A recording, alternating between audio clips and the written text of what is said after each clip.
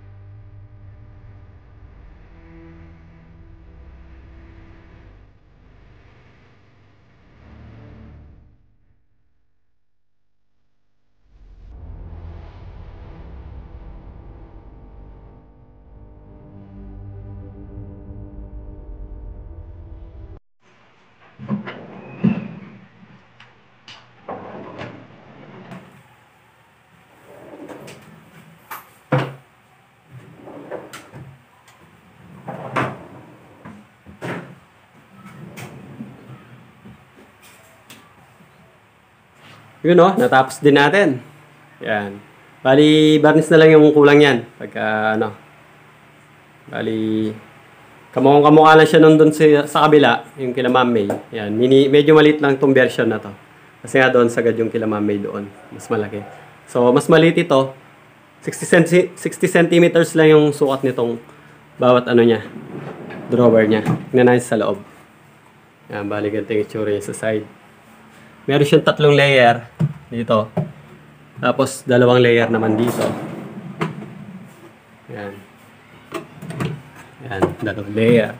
Kasi ito single, isa lang to. Pinakamaliit, yan. So, mas madami na may ilalagay ngayon dito. At saka madali nang kunin. Kasi pull out lang siya. Yan. Lalagay niya siya.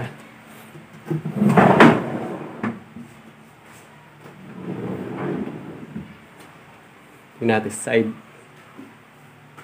Yan. Bali, re-repair na lang na masilya itong mga nabakbak nung nagtanggal tayo ng, ng ating dating cabinet dyan. Tapos itong shelves, kamukha lang din. 3, 2 dito, isa dito, kamukha lang din ng kila Ma'am May. So, ginaya lang natin yon. Identical lang sila. Maliit nga lang ito, mas malaking doon. Okay, nakatapos na naman tayo ng isang maliit na project dito. Abangan nyo na lang uli kung ano pang susunod natin na gagawin dito. Magtatiles pa pala tayo doon sa kusina, pero baka hindi pa ngayon. Tingnan natin kung anong unahin natin. Okay, so hanggang dito na lang yung video natin. Salamat sa panonood. At kung bago pa lang kayo, syempre huwag niyong kalimutan mag-subscribe.